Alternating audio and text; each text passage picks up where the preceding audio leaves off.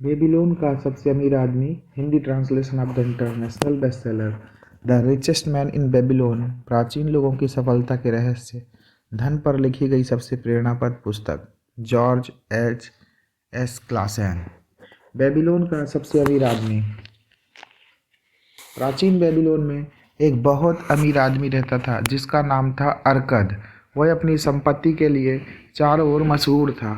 साथ ही वह अपनी उदारता के लिए भी मशहूर था। वह संस्थाओं को जमकर दान करता था। वह अपने परिवार के प्रति उदार था। वह अपने खर्चों में दिलदार था। हर साल उसकी संपत्ति खर्च करने से भी ज़्यादा रफ्तार से बढ़ती जाती थी और उसके कुछ पुराने दिनों के कुछ दोस्त उसके पास आए और उन्होंने कहा, अरकद, तुम हमसे ज़्यादा खुश नसीब हो। तुम बेबीलोन के सबसे अमीर इंसान हो गए हो, जबकि हम अपने वजूद के लिए संघर्ष कर रहे हैं। तुम सबसे अच्छे कपड़े पहन सकते हो और सबसे दुर्लभ भोजन कर सकते हो, जबकि हम अगर अपने परिवार को साधारण कपड़े पहना सके, जो भी उपलब्ध है वही खिला सके, तो हमें संतुष्ट रहना पड़ता है। लेकिन एक समय हम बराबर थे। हमने एक ही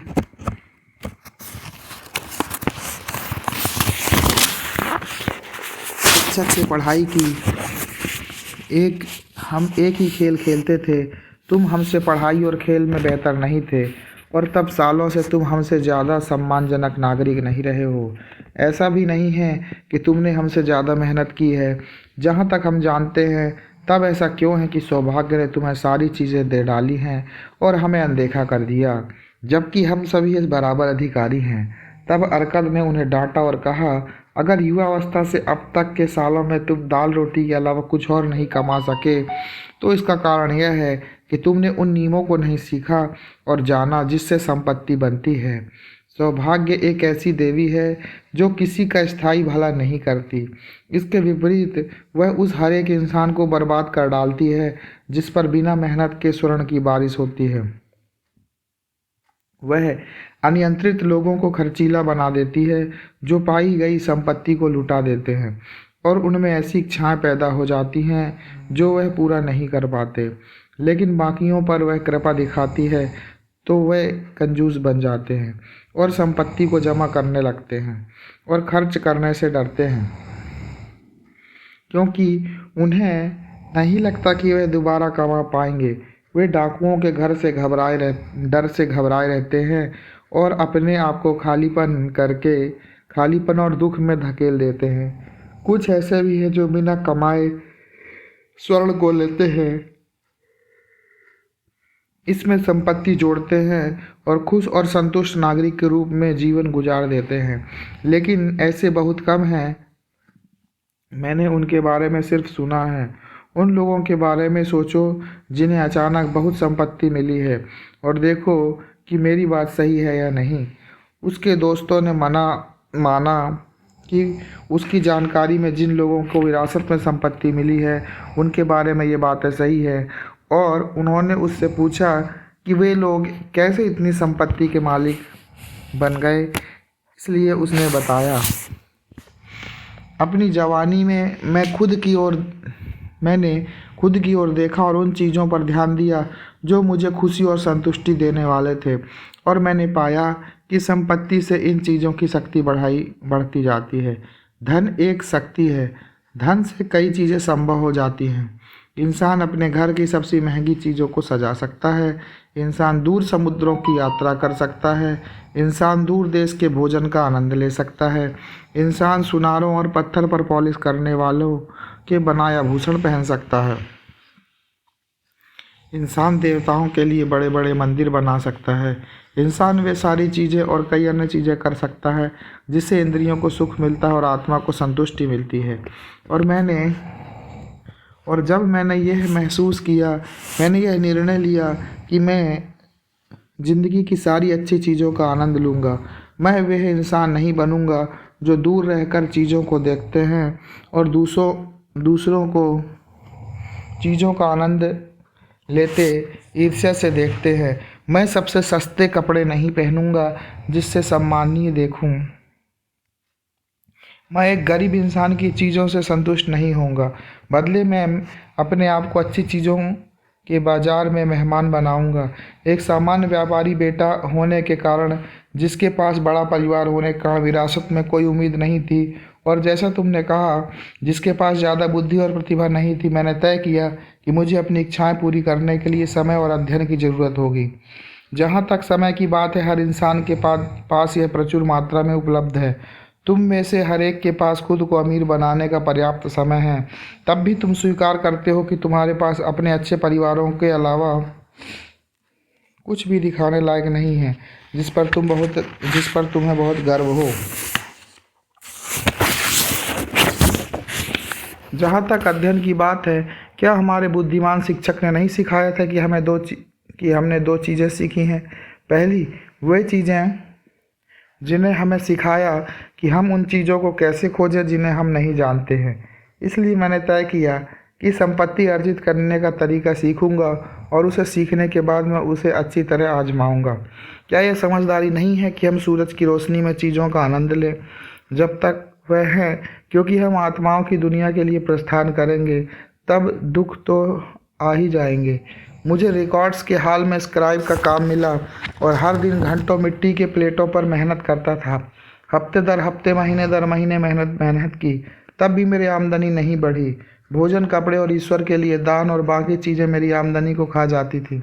लेकिन मेरे संकल्प ने मेरा साथ नहीं छोड़ा, और एक दिन अलगमिस, जो पैसे उधार देता था, शहर के मालिक के घर आया और उसने 9वें नियम की कॉपी ऑर्डर की, और उसने मुझसे कहा, मुझे ये 2 दिनों में चाहिए, और अगर ये काम समय पर हो गया तो मैं तुम्हें तांबे के 2 सिक्के दूंगा। इसलिए मैंने मेहनत की, लेकिन वह नियम लंबा था, और जब अलगमिस लौटा तब तक काम अधूरा था। वह गुस्से में था और मैं उसका गुलाम था।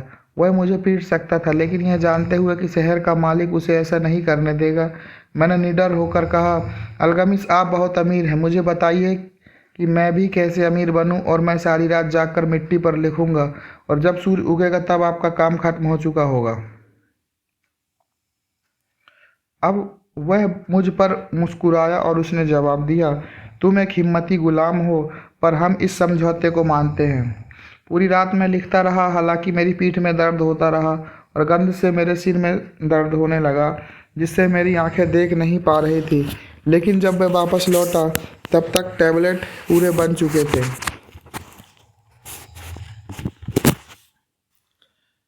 अब मैंने कहा, मुझे बताइए, आपने जो वादा किया था। बेटे, तुमने अपने हिस्से का वादा पूरा किया है। उसने मुझसे मिठास से बात की, और अब मैं अपना वादा पूरा करूंगा। मैं तुम्हें वह चीज़ें बताना चाहूँगा जो तुम जानना चाहते हो, क्योंकि मैं बूढ़ा हो रहा हूँ और बूढ़े लोगों की ज़ुबान काफ़ी चलती है, और जब युवावस्था सलाह लेने बुढ़ापे के पास जाती है तो उसे सालों का ज्ञान मिलता है। लेकिन कई बार युवावस्था को लगता है कि बुढ़ापे को सिर्फ बीते समय की जानकारी है, इसलिए उसे पूरा लाभ नहीं मिलता। युवावस्था के विचार, उसने कहा, उस धूमकेतु की तरह चमकीले होते हैं जो आकाश को चमका डालते हैं, लेकिन बुढ़ापे का ज्ञान उन तारों की चमक की तरह होता है जो कभी नहीं बदलती और जिससे जहाजी दिशाओं का पता करते हैं।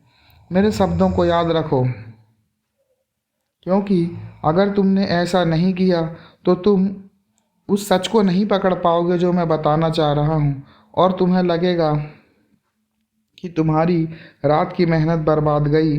तब उसने मेरी ओर अपनी घनी बाहों के बीच से चतुराई से देखा और एक धीमी लेकिन मजबूत आवाज़ में कहा, मैंने संपत्ति का रास्ता तब पाया जब मैंने सीखा कि मेरी कमाई का एक हिस्सा मुझे अपने लिए बचाकर रखना है, और तुम भी ऐसा ही करोगे।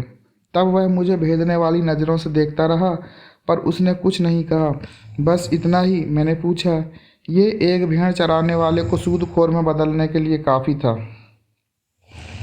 लेकिन जो मैं कमाता हूँ वह सब मेरे लिए ही है ना? मैंने पूछा, नहीं, ऐसा नहीं। उसने जवाब दिया, तुम्हें दर्जी याद नहीं है? क्या तुम मोची को पैसे नहीं देते? क्या तुम खाना खाने के पैसे नहीं देते? क्या तुम बेबीलोन में बिना पैसे खर्च किए रह सकते हो? पिछले महीने की कमाई के बारे में तुम्हारे पास बताने के लिए क्या है, और पिछले साल की कमाई के बारे में? मूर्ख, तुम सबको पैसे देते हो, खुद को नहीं देते। बेवकूफ़, तुम दूसरों के लिए मेहनत करते हो, इससे अच्छा है कि गुलाम बन जाओ और उस मालिक के लिए काम करो जो खाने और पहनने के लिए देता है। अगर तुम अपनी कमाई का 10वां हिस्सा बचा कर रखते तो साल भर में तुम्हारे पास कितना ज़्यादा जमा हो जाता। मेरे गणित के ज्ञान ने मुझे छोड़ा नहीं था और मैंने जवाब दिया, जितना मैं साल भर में कमाता हूँ। तुम आधा सच कहते हो, उसने जवाब दिया। स्वर्ण का जो हिस्सा तुम बचाते हो उसे तुम्हारे लिए काम करना है। इससे जो तांबे का सिक्का कमाते हो वह ऐसा बच्चा है जो तुम्हारे लिए काम करेगा। अगर तुम्हें अमीर बनना है तो तुम्हें कमाई का एक हिस्सा बचाना होगा और इसके बच्चों को कमाना होगा, और इससे तुम्हें वह संपत्ति मिलेगी जो तुम चाहते हो। तुम्हें लगता है कि मैं तुम्हें सारी रात की मेहनत के एवज में धोखा दे रहा हूँ, उसने कहा, लेकिन मैं तुम्हें 1000 गुना ज़्यादा कीमत दे रहा हूँ। अगर तुम मेरी बात की सच्चाई को समझ सको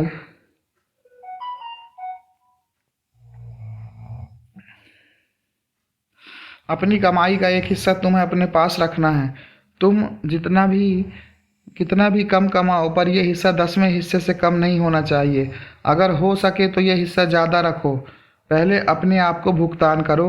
दर्जी से या मोची से उतना ही खरीदो कि भोजन और ईश्वर के लिए दान देने के लिए तुम्हारे पास बचा रहे। धन पेड़ की तरह एक छोटे बीज से उगता है।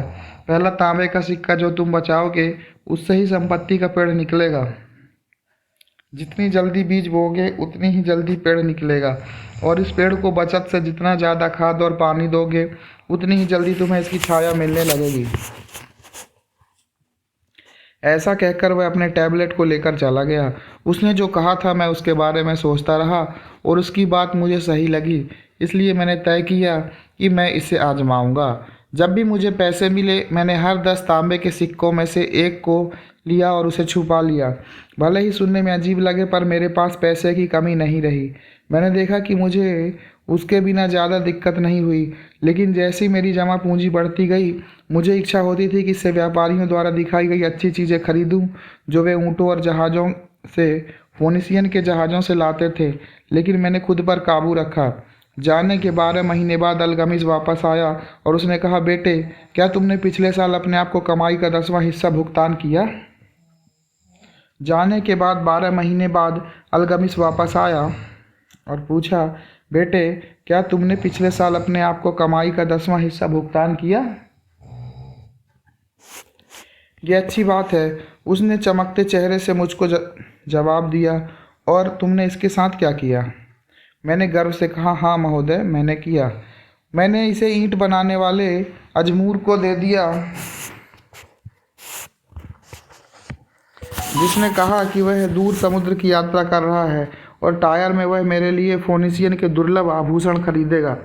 जब वह वापस आएगा हम उसे महंगे दामों में बेचकर आपस में आधा आधा बांट लेंगे। हर मूर्ख को सीखना चाहिए, वह चिल्लाया। लेकिन एक ईंट बनाने वाले पर आभूषणों के बारे में क्यों विश्वास किया जाए? क्या तुम रोटी बनाने के वाले के पास जाकर सितारों के बारे में पूछोगे? नहीं, मेरे हिसाब से अगर तुम्हारे पास बुद्धि हो तुम ज्योतिषी के पास जाओगे। मेरे बेटे, तुम्हारी बचत बर्बाद गई। तुमने अपने धन का पेड़ जड़ से ही उखाड़ लिया। अब दूसरा पेड़ बो, और इस बार तुम्हें आभूषणों के बारे में जानना हो तो आभूषण बनाने वाले के पास जाना। अगर तुम्हें भेड़ों के बारे में जानना हो तो गडरिये के पास जाओ। सलाह एक ऐसी चीज़ है जो आसानी से दी जाती है, लेकिन तुम्हें वही रखना चाहिए जो रखने लायक हो।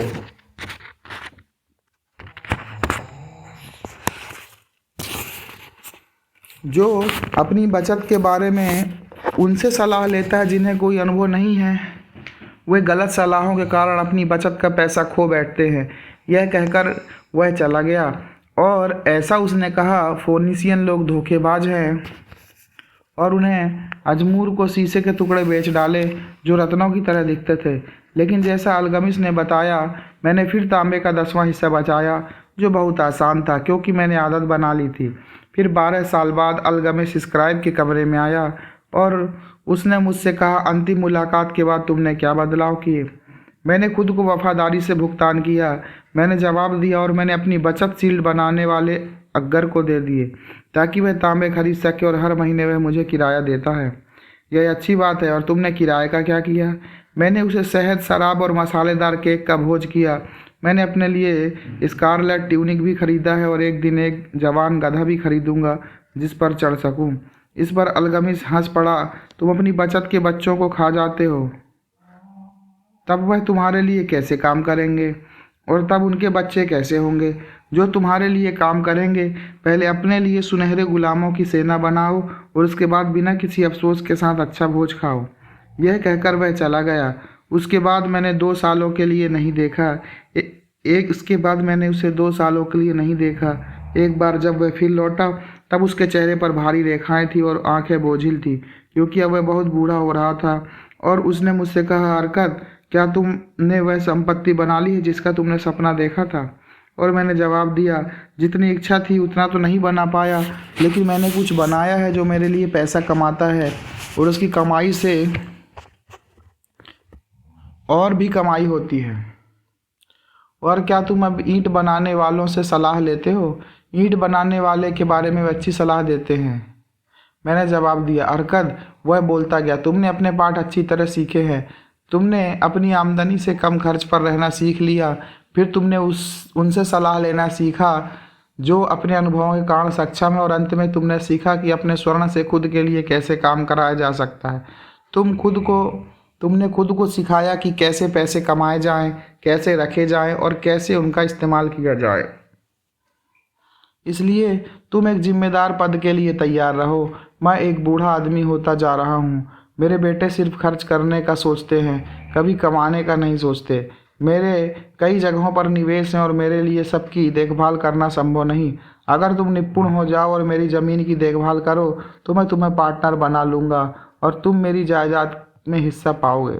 इसलिए मैं निपुण गया और उसकी ज़मीन की जिम्मेदारी संभाल लिए, जो काफ़ी बड़ी थी। और चूंकि मैं महत्वाकांक्षा से भरा था, मैंने संपत्ति के 3 नियमों को अच्छी तरह सीख लिया। मैं उस संपत्ति की कीमत को तेज़ी से बढ़ाने में सक्षम था, इसलिए मैं तरक्की करता गया। और जब अल्गमिस की आत्मा ने शरीर छोड़ दिया, मुझे उस संपत्ति में हिस्सा मिला जो उसने कानूनी रूप से दिया था। हरकत ने ऐसा कहा, और जब उसकी कहानी समाप्त हुई, उसके एक दोस्त ने कहा, तुम सच में भाग्यशाली थे कि अल्गमिस ने तुम्हें अपना उत्तराधिकारी बना दिया। भाग्यशाली सिर्फ इस मायने में था कि उससे मिलने से पहले मुझ में तरक्की करने की आकांक्षा थी। क्या 4 सालों तक मैंने कमाई का 10वां हिस्सा बचाकर मेरे लक्ष्य के प्रति अपने समर्पण को सिद्ध नहीं किया? क्या तुम उस मछुआरे को किस्मत वाला कहोगे जो सालों तक मछलियों की आदतों को पढ़ता है ताकि वह हवा के बदलते रुख के साथ वे जाल डाल सके? अवसर एक ऐसा हठी देवता है जो बिना तैयारी वालों के साथ वक्त बर्बाद नहीं करता। पहले साल की बचत लूट जाने के बाद भी तुम में लगे रहने की हिम्मत थी।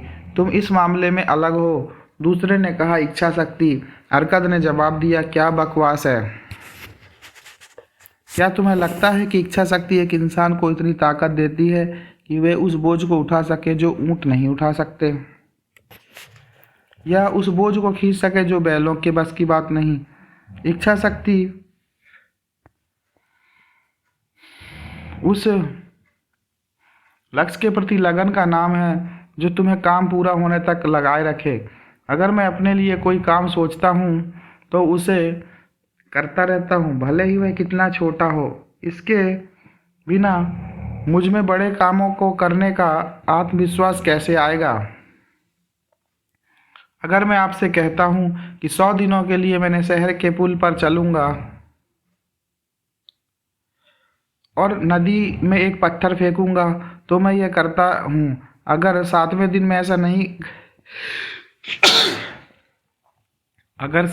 में ऐसा करना भूल गया तो मैं खुद से ये नहीं कहता कि कल 2 पत्थर डालूंगा जो इस कमी को पूरा कर देगा। इसके बदले मैं वापस जाऊंगा और वह पत्थर डालूंगा। या फिर 20वें दिन में खुद से यह नहीं कहूँगा कि हरकत यह बेकार काम है। हर रोज़ एक पत्थर डालने से क्या फ़ायदा होगा? एक ही बार में मुट्ठी भर डाल दो और हो जाएगा। नहीं, मैं कभी यह नहीं कहूँगा और करूँगा। जब खुद के लिए कोई काम सोचता हूँ तो मैं इसे पूरा करता हूँ।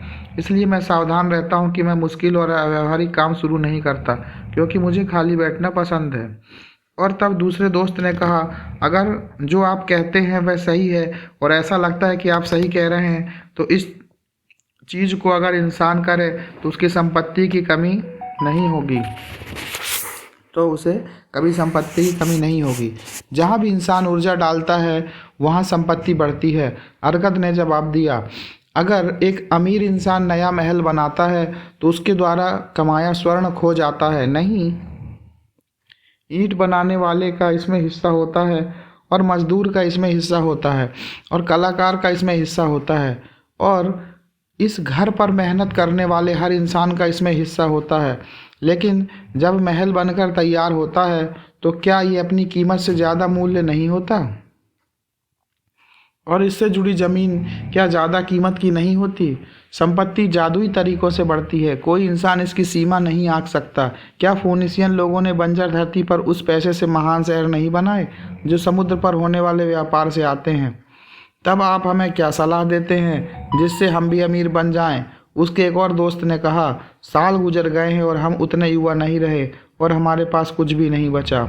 मैं सलाह देता हूँ कि तुम अलगमिस की तरह सलाह मानो और ख़ुद से कहो, मेरी आमदनी का एक हिस्सा मेरे लिए है। सुबह उठने पर सबसे पहले खुद से ये कहो, इसे दोपहर में कहो, इसे रात में कहो, इसे रोज़ हर घंटे कहो, इसे खुद से इतनी बार कहो कि ये शब्द आकाश में आग की से बने अक्षरों की तरह छा जाएं। अपने आप में ये आइडिया अच्छी तरह डाल लो, अपने आप को इस विचार से भर दो, फिर जो हिस्सा सही लगे वह ले लो। यह हिस्सा 10% से कम नहीं होना चाहिए। अपने अन्य खर्चों की तरह इस तरह करो कि यह संभव हो सके, लेकिन पहले वह हिस्सा निकाल लो। जल्दी ही तुम महसूस करोगे कि उस खजाने का मालिक होने में कितना फ़र्क पड़ता है जो सिर्फ तुम्हारा है। जैसे जैसे यह बढ़ेगा यह तुम्हें आनंदित करेगा, जीवन का नया जोश तुम में भर जाएगा। ज़्यादा कमाने के और भी रास्ते खुलेंगे क्योंकि ज़्यादा आमदनी होने पर तुम उतना प्रतिशत अपने लिए रखोगे ना।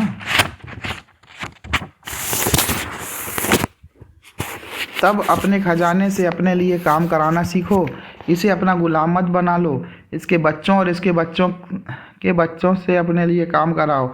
अपने भविष्य के लिए आमदनी सुरक्षित कर लो। बूढ़े लोगों को देखो और इसके बच्चों से अपने लिए काम कराओ। अपने भविष्य के लिए एक आमदनी सुरक्षित कर लो। बूढ़े लोगों को देखो और यह मत भूल जाओ कि एक दिन तुम भी इनमें शामिल हो जाओगे। इसलिए अपने खजाने को इस तरह से निवेश करो कि वह खो ना जाए। निवेश पर बहुत ज़्यादा वापसी की दरों से सावधान रहो, क्योंकि ये वे धोखेबाज घंटियां हैं जो लापरवाह इंसान को बर्बाद कर डालती हैं। अपने परिवार के लिए भी इंतजाम कर लो ताकि भगवान के पास जाने के बाद भी उनकी ज़रूरतें पूरी हो सकें। ऐसी सुरक्षा के लिए हमेशा संभव है कि थोड़े अंतराल पर उन्हें भुगतान होता रहे। इसलिए सावधान इंसान ऐसी ज़रूरत के लिए किसी सब बड़ी रकम के इंतज़ार में नहीं रहता। समझदार लोगों से सलाह लो, उन लोगों की सलाह लो जिनका काम पैसे संभालना है। वे तुम्हें वैसी गलती करने से बचाएंगे जो गलती मैंने ईंट बनाने वाले अजमूर को पैसे देकर की थी। खतरे से ज़्यादा अच्छा है कि धोखा और सुरक्षित रिटर्न मिले। जब तक ज़िंदगी है उसका आनंद लो। खुद पर ज़्यादा बचत के लिए दबाव मत डालो। अगर सिर्फ 10वां हिस्सा बचा सकते हो तो उतना ही बचाओ, अन्यथा अपनी आमदनी के हिसाब से रहो और कंजूस बनकर खर्च करने से मत डरो। अपनी ज़िंदगी अच्छी और समृद्ध होती है उन चीज़ों से जिनका तुम आनंद उठाते हो। उसके दोस्तों ने धन्यवाद दिया और वे चले गए। कुछ शांत थे क्योंकि उनके पास कल्पना शक्ति नहीं थी और वे समझ नहीं सकते थे। कुछ व्यंग कर रहे थे क्योंकि उन्हें लगा कि इतना अमीर इंसान कुछ संपत्ति अपने पुराने और कम भाग्यशाली दोस्तों को देगा। लेकिन कुछ की आंखों में नई रोशनी थी। उन्होंने महसूस किया कि हर बार स्क्राइब के कमरों में वापस आया क्योंकि उसने एक इंसान को अंधेरे से रोशनी की ओर जाने के लिए श्रम करते हुए देखा। रोशनी मिलने के बाद उस इंसान के लिए एक स्थान प्रतीक्षा कर रहा था। कोई भी इंसान उस स्थान को भर नहीं सकता जब तक कि वे अपनी समझ का विकास ना कर ले और उस अवसर के लिए तैयार ना हो जाए। ये वही लोग थे जिन्होंने अर्कद से बार बार मुलाकात की और अर्कद ने उनका स्वागत किया। उसने उन्हें सलाह दी और वैसी बातें सिखाई जो अनुभव से भरे लोग सिखाते हैं, और उसने उनकी बचत करने में सहायता की ताकि उन्हें अच्छा ब्याज मिले और वे ऐसे निवेशों में पैसे बर्बाद ना करें जिनसे कोई लाभ मिलने वाला नहीं। इन लोगों की ज़िंदगी में बदलाव का मोड़ तब आया जब उन्होंने उस सत्य को सीखा जो अल्गमिस ने से अरकद को और अरकद से उन तक आया था। अपनी आमदनी का एक हिस्सा अपने पास रखो।